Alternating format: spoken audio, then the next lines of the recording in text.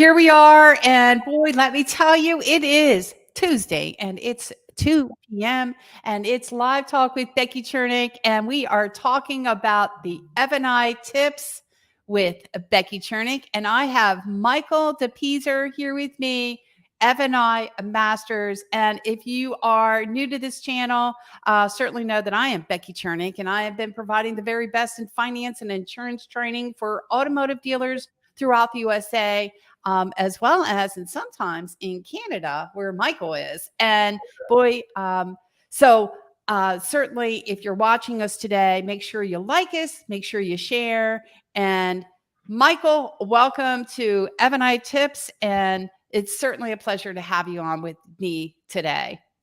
Thank you very much, Becky. These are always great times, brainstorming, the synergy.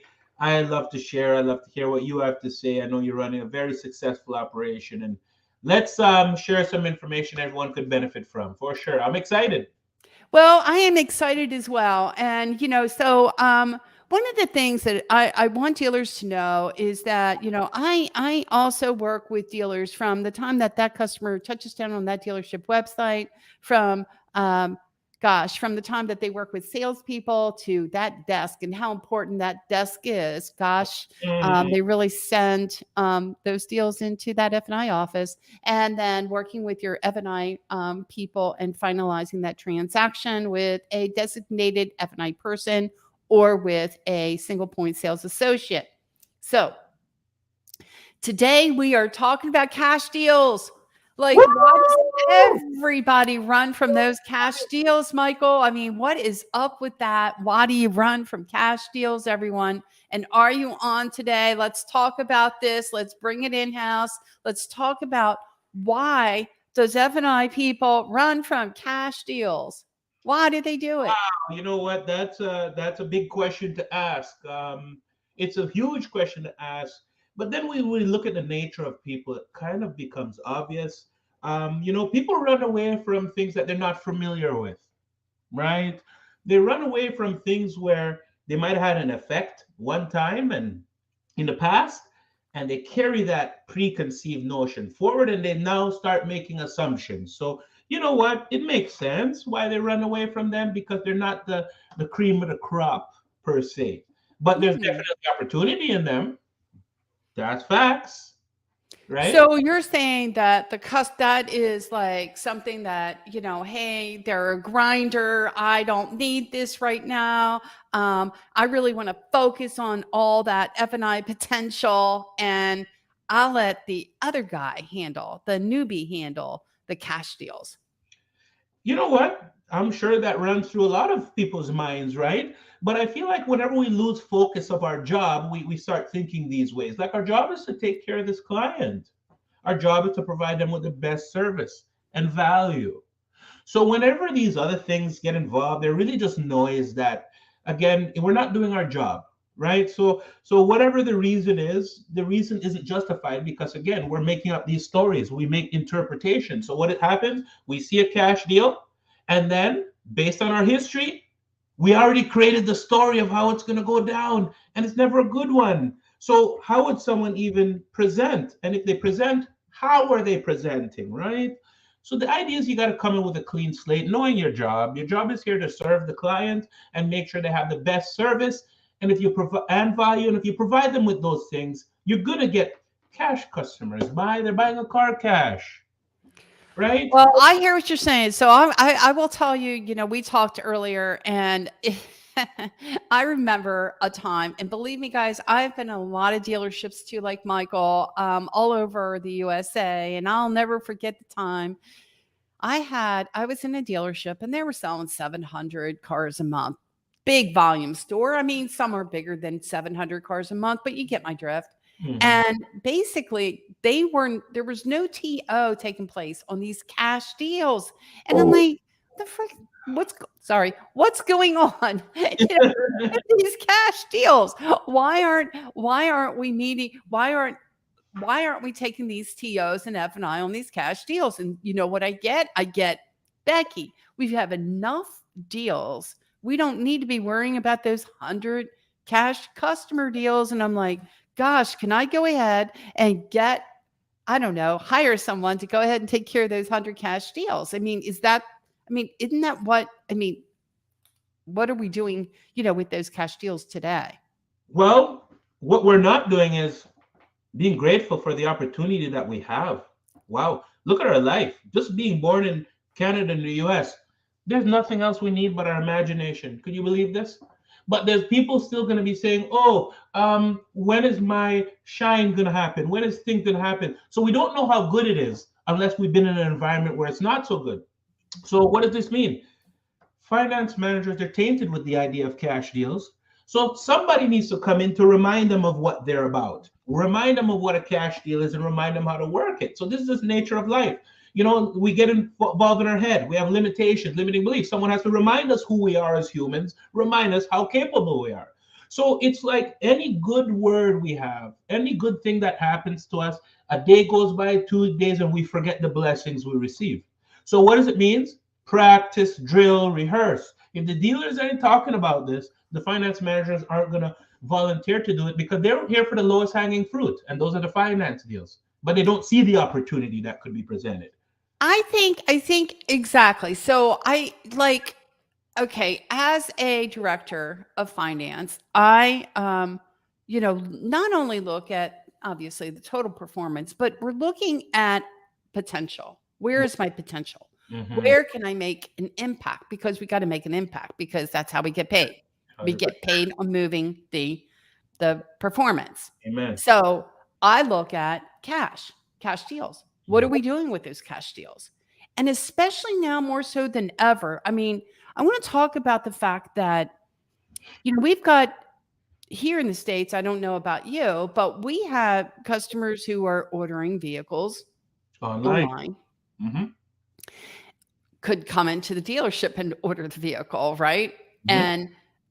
And not get TO to the F&I office. And a lot of these F&I people are thinking, well, we'll just talk to that customer when they get into the F&I office. We'll wait until that happens. Mhm. And that may not necessarily happen. And meanwhile, we have customers that are maybe shopping online for other options that would be available, other lending options that are really available online. So I want to know, what are we doing to look at that in our performance and assuring that we are doing our due diligence to make sure that we are converting those customers into our financing rather than that customer showing up with a check made out for the exact amount.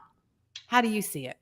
You know what? How I see it is any dealer, any organization without processes, there's nothing for them. It's going to be running around. So you have a problem, develop a process. See, my finance managers know when a cash deal comes, the first thing is it's cash. Ask questions, find out where the source of cash is from. Is it from investment or is it just money from their account, where it's from? Depending on the information you get, you could show them, oh, okay, why pull out your investments? Let me show you what you're doing so they can see it, educate them. And then after you educate them, go to the products. Now, when the customer first comes in, if you ask the question, you find out that it's cash, cash. It's cash under their mattress. Look, good luck trying to convert that. Our job isn't to convert, it's to give them value. So sometimes the conversion is value. So if it's cash, cash, focus on selling value for the products. You see, we sometimes forget a cash customer saw a value in buying a $30,000 cash and took their. And by the way, hi, Mike. I know you said good afternoon. Good Thank you. afternoon, Mike. Yeah, Mike. yeah. I love the Um, name, as you can, as you know. Yeah. So the idea is, where's the processes? Processes. You know what? When you have a process, guess what? Doesn't matter who you hire. You don't gotta. You don't have to go through this. And here's the good thing about a process. If a deal wasn't converted, you could say to someone, why didn't you do it? And see them how they decided not to follow the process. So without processes, you can't hold people accountable. So there's nothing to happen. But with processes, oh, you have it's basically by keep doing the process, you get better. You get better. I train a guy. He's new into a group. So I do. If you take someone with no experience in the car business, you bring them to me in 2 days, they'll be turning up to be rock star numbers. Because I have a methodology. It's the mindset married with the technical aspects of the business. It creates something totally new. So I have a new guy. He was in real estate. He started. They brought him through my program, a dealer. He's the number one in his group after the first month in cash deals. He's doing $1,800. You know why? Because a customer coming in, he knows that they just buy value. So first he sources out where the money is coming from. If it's the conversion discussion, then you have it. Not everybody, but if it's not, you share the value of the products. No pricing. Ask the customer, hey, is anything interested to you? Do you want any pricing numbers on it? Anything? The moment they touch anything, they're interested. It's just about the dollars, and then you make those make sense. So it's process. No process, no deal. Imagine Amazon with no process. Hey, there's Joshua. Hey, Joshua. I got to tell you, this guy is terrific. He sees it from every angle as well as I do. And say hello to Joshua. Lack of training and good enough skills to flip that cash deal to a lease deal or to a one. You know, I haven't heard that in a while there, Joshua. One pay lease option may other ways to flip. Out of 10 cash deals, you should have 20% conversion rate to maximize. Yay. Thank you there, Joshua. Appreciate it. He has come to be a great friend. He knows we're on to this refi option. And I got to tell you, he's quite clever himself. He knows his stuff. So I got to get him on one of these shows one of these days. Right there, Joshua. But he's right. So we have to look at that in the overall business. What are we doing to convert these customers from cash to lease, from lease to one pay? I don't even think we have skill set there anymore. Here's I had a workshop. Good point. Michael, I had a workshop and it was on leasing, and everyone hated me, and I made them actually do a lease by hand, and they're like, "We don't like you, Becky. We thought we did, but you're actually making us work." Well, it turned out they may not have liked me too much, but I got an email about 2 weeks later from this F&I manager. He was like, "So glad I went through that class. I'm so glad you did this to me. Although I didn't like it, I'm so glad we did it because I was able to utilize what you shared with me and converted that customer over to a lease and or whatever it was, a one pay or a lease." And I got to tell you, that skill set, where the heck is it? We can't even talk about that today. Now, granted, I'm not saying that every residual is great or grand, but we've got to have a different conversation. We've got to be able to use alternative options to help customers afford these payments today. Let's talk about the affordability crisis here in the United States. You tell me what's going on in Canada. What's happening? Well, I think nothing's changed. Because you know what? No matter how much crisis there is, people buy value. So our value proposition has to go higher. Look, they're still buying stuff. Interest rates up, gas prices. Everyone's still driving their cars. They're buying big cars, still little cars. So after a while, it becomes a scare, but then it normalizes, right? So these scares are very temporary. But look at gas prices today. Compare them to 5 years ago, but look right now to normal. So if you get 10 cents off today's prices, you think you got Yeah, but here, get. I appreciate where you're going with that, and I know it's going to normalize after a while. But right now, we are dealing with higher prices and we're dealing with higher interest rates, and I think dealers would be much better off if they if they're dealing with reality and making sure that customers are on the right vehicle the first time out, to make sure that we have skill set to talk to the customer as it pertains to, hey, why pay cash if you can finance? I mean, you and I were talking about earlier the benefits of utilizing financing rather than pay cash and the depreciation value aspect of it. But I don't even know whether or not some of these guys can talk through this or not. You know what? Without the training, without the knowledge breeds enthusiasm, right? And enthusiasm breeds confidence, and that's what sells cars. So if you don't know this stuff, you're not going to have an enthusiastic conversation. So it's not going to go anywhere. So it boils down to training, practice, drill, rehearse, practice, drill, rehearse, and selling value. So everything is always the fundamentals. We skew away from the fundamentals, and we're talking about what it could or should be, but forgetting that, no, practice, drill, rehearse. Ask any finance manager, how do you do a cash conversion in a store, or what's the process in a store? Everybody is just different. That's the problem. So if every process is different, how do you hold accountability? You can't. So it's just things need to be dialed in first. And again, we need to get back to the grassroots. Practice, drill, rehearse. The best have to do it. Kobe Bryant, very famous basketball player, he passed. God rest his soul. He number one, number two, number one player in the world. He would practice, but he'll go to a practice before the team practice. And somebody followed him. They sat in his practice and they said, Kobe, you're practicing, but you're just doing these fundamental moves, man. You're the best in the world. Why are you doing these fundamental moves? You know what he said? That's why I'm the best in the world. Fundamentals, less is more. So we keep building on, look, practice, drill, rehearse. That's kind of where it's at. It shouldn't get this far where we're talking about cash deals. But when we ask the skill set, they don't have the skill set. So they need the skill set. These So conversations. dealers need to check their reports, right? And drill down to cash that look at that cash number percentage or PVR, total PVR of cash. And if you're running 50, 0, and I've seen that, believe me or not, 0. But if you're running 50, what can you do to get to 100? Are we meeting customers after sale? I've had Mike Apicella on, and he is amazing when we talk about the idea behind getting involved in that with that customer before, during, and after the sale, Mhm. and how important that really is after the sale, because there are customers, let Frank, they just decide, hey, I'm not going to buy anything. It could be too much information coming at me all at one time.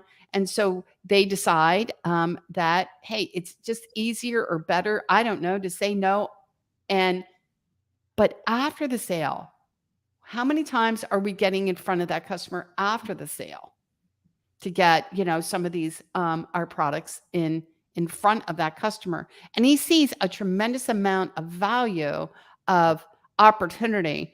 He has a technology that gets in front of that customer before and then after the sale, Yeah. for especially those customers that didn't take advantage of one or two of those products, and finds out that if we can just get back in front of that customer, you're going to see a higher percentage of products sold. So Yeah. why aren't F&I people getting in front of that customer after the sale, 2 weeks, a month out? Well, let's just say this. If they're broken process to begin with when they're dealing with a cash deal, why the heck would they follow up? What are they gonna say? They have nothing to come out of their mouth. So it makes perfect sense. If they're broken at the beginning, look, it's almost they don't. What are they gonna say? They can't. They don't have the words. They don't have their lips filled with words. They don't have any value. So why would you call somebody and say what? So this is the issue. It's an opportunity for those who know that people buy value, and they could get in front of them after they dealt with somebody, share the value that didn't share, and someone could see how actually that they're now actually they're investing. Like, for instance, a no warranty on a cash deal on a used car. What kind of nonsense this imagine having a hole in your pocket where money's leaking out. That's what it is. Or if any sound in your car, you're knuckled up, not sure what's going on. One repair, you're already 2 grand deep. Two repairs, and you have anxiety thinking you have three. Look, a warranty.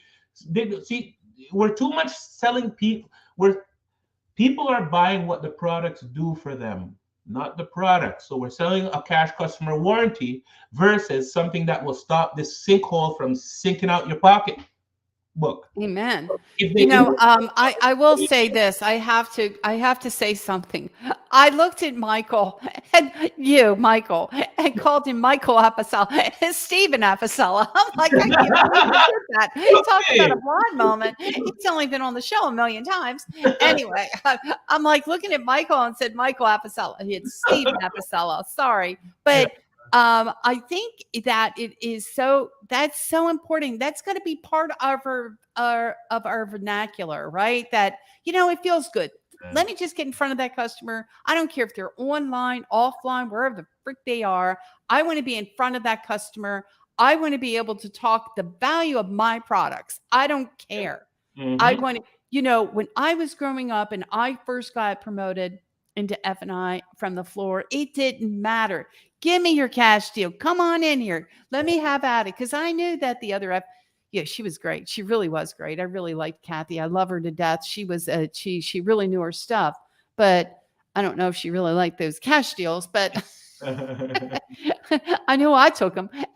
But you know what? I felt it was fine. And then over time, I realized, man, I just enjoyed just being in front of that customer, getting to know a little bit about that customer. And just by doing that alone, man, they'd buy my service contract, right? They would do that. They would still pay cash, but hell, I don't care. Buy my service contract. See the value of not having, bringing your vehicle back into our service department and make sure that those repairs are taken care of, Yep. right?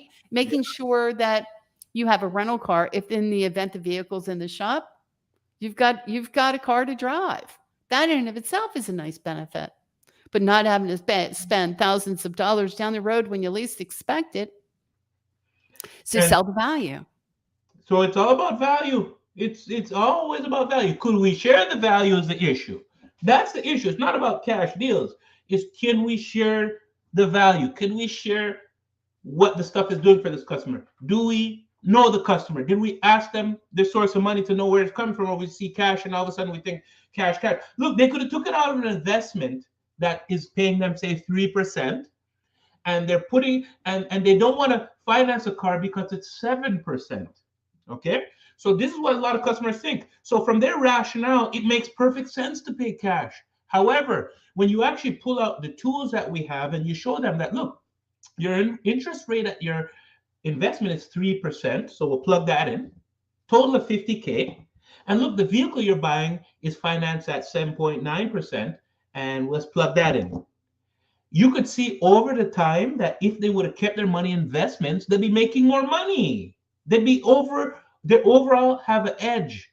So again, here's how I see a cash deal. When you educate a cash person, like they begin to see this, like taking cash and putting it in a car is like going to your investment, your stockbroker, finding a stockbroker and say, hey, put my money in something that's guaranteed going down.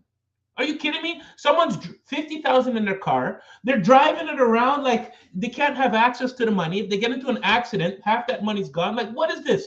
Whether you just pay for what you're using and let your money grow. But again, without educating folks, they don't understand. So when we see cash, we're not here to help them say, look, we could save a life here with these decisions we make by just sharing and stuff. So we need to just know our role. Our role is to help the customer maximize their opportunities. Now, all we're thinking is maximizing growth, and that's where the issue is.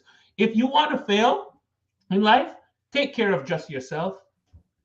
Amen. I mean, amen. I think, if we're not getting having a fun conversation with customers when they get, when we're either on the phone, online, wherever that we're at with that customer, if we're not finding out something about somebody's life and who they are and what we're all about, I mean, and Why it's should they all care about the about sale, us? all about the sale. It's always Um, about the sale. yeah. No, it's about who they are and what they're all about, right? And how we communicate. I can tell you how many times I've had some of the best fun conversations with those customers, and they too with me. And they're like, I've never experienced this before. Okay, so I might buy that tire and wheel from you anyway. I Mm. can tell you how many times I've had customers purchase products that come into my office or during actually in my office, and they would say, I'm not buying a damn thing. And I'm Mhm. like, you just haven't met me yet, have you? This is facts. It is. It's value. It really is all about value and not cringing and running away from those cash deals. I had Dora Musi from Germain Toyota Mhm. on one of a live talk. And, excuse me for my title too. It should be F&I Tips with Becky Chernek. You kind of missed that too today, but between Michael Apicella, I'm just telling you, my head's not right. She nailed it. I mean, she nails it. She gets out there. She meets customers out at the salesperson's desk. She she really meets customers online anywhere and does really well with those cash deals, and she doesn't take no for an answer, and they buy from her. So if they can buy from her, Dora Busey, at a Toyota dealership, come on now. They And, can buy anywhere. this is it. What I saw there is when we meet someone, there's just imagine two ladders going straight up like this. Ladders of indifference, right? They're hard to climb ladders when they're straight up on an angle. As we build rapport, get to know somebody, those it's like those ladders coming down and it makes it easier to walk across. So it's easy for someone to say no to us when they think we're a robot and we're not human, right? But imagine you building rapport, finding out where their cottage is, getting That's a to good know point. them, laughing with them. Have them give you a hard no. They won't. They'll say, "Hey, what do you think?" So if we don't do the work, we're creating that the customer can't relate to us, and we're going to get the no. So it's not that cash deals are bad. It's because when we see a cash deal, someone interprets it, and they now have a mood, and that mood takes over. Is there? So no, these same customers buy value. So whoever you mentioned, Brenda, was it Brenda? Um, Or oh gosh. you just mentioned a name, Deborah. Um, did I? I didn't mean. Oh, the I don't person know. who takes a cash deal meets them in the um Kathy. Kathy, sorry. I don't know her. Sorry. Yeah, but she's dialed in. She's dialed in, Oh, right? no, Dora. I'm sorry. Gosh, I was thinking, Dora. okay, never mind. Dora Musey. Dora, She's the one who she knocks it out of the park and she gets it. And Dora Lake, yeah, right? she So for yeah, sure. she really gets it. And I don't know. I mean, here we are, we're at a Toyota store in Florida where customers have all the money, and we're always thinking those customers are never going to buy, when in fact they buy. They love to buy. They bought a car cash, right? They I'm buy. gonna They buy. yeah. And So matter of it's fact, like they if have the I'm most buying resources that deal available. with cash, I'm gonna buy the rest of the if I see the value in that service contract. If it's gonna make my life easier, if it makes sense to take advantage of that service contract because it just costs a whole heck of a lot less on repairs, why would I want to fork out thousands if I don't have to? Why would I do that? And the only reason they're doing that is because they don't know. They don't know this is possible. So And you know yeah, how many times someone doesn't present some of the products because, oh, it's a cash deal. The customer's not going to take advantage of the service contract or maintenance or tire and wheel. Can I tell you how many times on a cash deal customers would have taken advantage of a tire and wheel? And mhm. we didn't present, the F&I person didn't present the tire and wheel. What's up with that? Not knowing the job. Why? Like I say, we don't have work problems. We don't have cash deal problems. We have personal problems showing up in the office. Yeah. It's nothing to do with cash deals. It has to do with that person's mindset.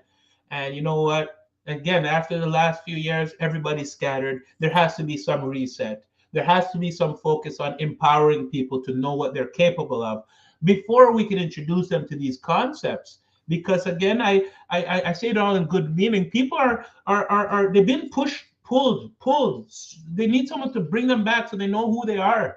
A lot of people have eyes open and they're looking at you and they don't know how capable they are just by being alive. They don't know that their creativity is everything. Look, it's not about what the next person has. It's what are you able to think of, because whatever you think of turns to real. So again, we just need to get these people believing in themselves and then sharing strategies that are value added to them.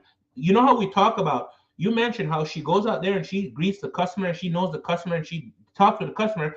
Everybody I train, I have a sheet where I fill up to get to know them personally, so I can talk about these personal things. And you don't understand the magic that is, because when I'm training, I say, hey, remember you're a receptionist. What about this? It's magical. So again, we need to invest in these folks. We need to give them value. If we give our staff value, don't worry about the customer. Don't worry about cash deal. Instead, they're saying, why is the numbers not up? So value, value, value for everybody. We're not immune to it ourselves. Hey, Fred, how you doing? Fred Gitter. Now, Fred Gitter and I go way back. He is, might have worked with Fred 20 years ago, right, Fred? It's been a while. You guys look great for Halloween. I got to tell you, I saw their Halloween costume. He killed it. He looked, him and his wife, I was just like, You guys look great. You should have won first prize on that deal. Well, thank you. Good. I'm glad you're doing well, Fred. I mean, Fred has, always implemented these best practices. And he wasn't necessarily altogether on board with menu selling back in the day, but today is a completely different story, right there, Fred. I mean, he could certainly train on menu selling. But yeah, I mean, if you don't present, you don't get. If you're not presenting those cash deals or products on those cash deals, obviously you're not going to get. Oh, 2003. Good. I'm glad you. Wow. Oh my God. I should be dressing up as a little wit. No, I'm just kidding. Those were the days, my friend. I'll tell you right now.